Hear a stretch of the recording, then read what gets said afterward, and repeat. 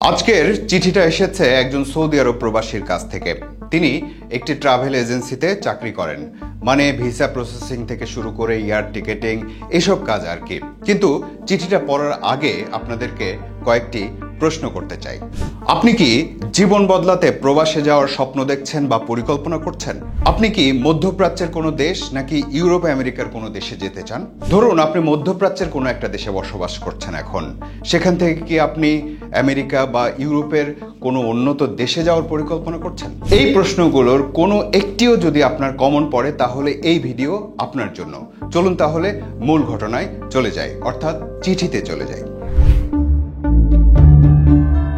প্রিয় মঞ্জুরুল করিম ভাই, আসসালামু আলাইকুম ওয়া রাহমাতুল্লাহ। আমি সৌদি প্রবাসী, সৌদি আরবের রিয়াদ থেকে লিখছি। আপনার তালাশ অনুষ্ঠান থেকে আপনাকে অনেক ভালো লাগা। আপনার বুলেট ভরা কণ্ঠ আমার মতো লক্ষ লক্ষ মানুষকে আপন করে নিয়েছে। আশা করি ভালো আছেন, সুস্থ আছেন। সৌদি প্রবাসী এক ভাইয়ের গল্প চোখে পড়েছিল আপনার জনপ্রিয় এখন আমি কি করব নামের অনুষ্ঠানে। আসলে আমরা বাঙালি জাতি, অন্য জাতিদের মতোই আমাদেরও অনেক লোভ। আমরা অল্পতে সন্তুষ্ট থাকতে পছন্দ করি না। সব সময়ে সব কিছুই আমাদের বেশি বেশি দরকার। সবার আগে আমার দরকার, সকলের আগে আমার দরকার। আমার আগে লাগবে, আমাকেই আগে পেতে হবে। একটি সভ্য মানুষ, সভ্য জাতি হিসেবে নিজেকে উপস্থাপন করতে হলে প্রথমেই এই হীনমন্যতা থেকে বের হয়ে আসতে হবে।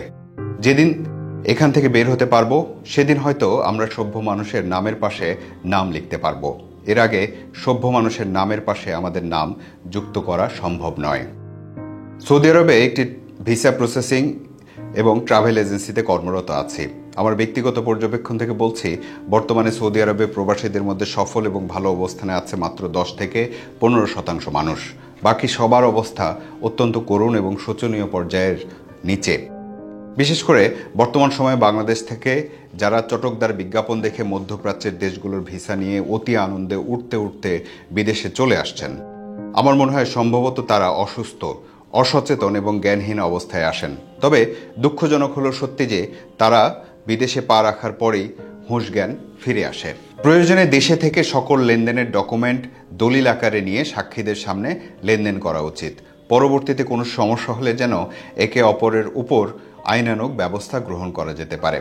কারণ এদেশে আসার পরে দ্বিতীয়বার জীবন নিয়ে দেশে ফিরে যেতে পারবেন কিনা এই নিশ্চয়তা দেওয়ার মতো পরিস্থিতি এখন আর বিদেশে নেই।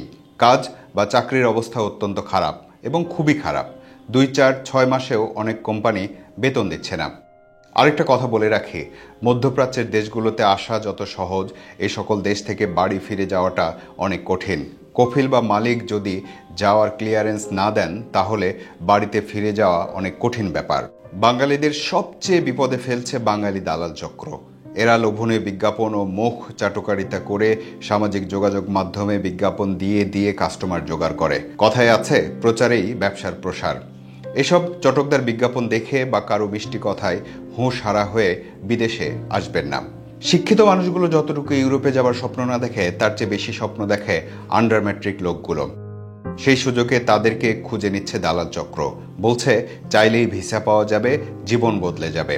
কিন্তু এই ভিসা বাবদ যদি 10 টাকাও ব্যয় করেন তাহলে ওই 10 টাকায় লোকসান। একটা বিষয় আপনাকে পরিষ্কার করে বলে রাখি, সৌদি আরব থেকে নর্মাল পেশার কোনো লোক ইউরোপের ভিসা পাবে না। শুধু তাই নয়, এশিয়ার মধ্যে আধুনিক ও উন্নত দেশগুলোর ভিসাও হবে না। যাদের কেবল ভালো প্রফেশন তারাই ট্যুরিস্ট ভিসা পেয়ে থাকেন, আর ওয়ার্ক পারমিটের ভিসা পাওয়ার তো কোনো প্রশ্নই আসে না। ইউরোপে যাওয়ার জন্য ট্যুরিস্ট ভিসার আবেদন করতে হলে অবশ্যই প্রথমে এশিয়ার মধ্যে উন্নত দেশের মধ্যে কমপক্ষে 6 থেকে 7টি দেশে ভ্রমণ করা থাকতে হবে, অর্থাৎ ট্রাভেল হিস্ট্রি থাকা আবশ্যক। নর্মাল পেশা যেমন load unload worker, general worker, cleaner, house driver, এই ধরনের নর্মাল পেশার কাজের লোকদের জন্য ইউরোপের ভিসা কোনো দিনই হবে না। এটা 100% হবে না।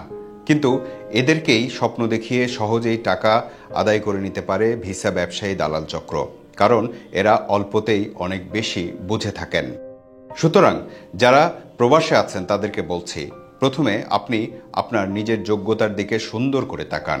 নিজেকে প্রশ্ন করুন, আপনি নিজে কতটা যোগ্যতা সম্পন্ন ব্যক্তি, ইউরোপে যাওয়ার মতো যোগ্যতা আপনার আছে কিনা। তারপর ভিসার জন্য আবেদন করুন। তবে আর্থিক লেনদেনের ক্ষেত্রে বিশেষ সতর্ক থাকবেন। অপরিচিত কাউকে হুটহাট টাকা দিবেন না। টাকা একবার দিয়ে দিলে সেই টাকা আপনি কোনোদিনই ফেরত নিতে পারবেন না।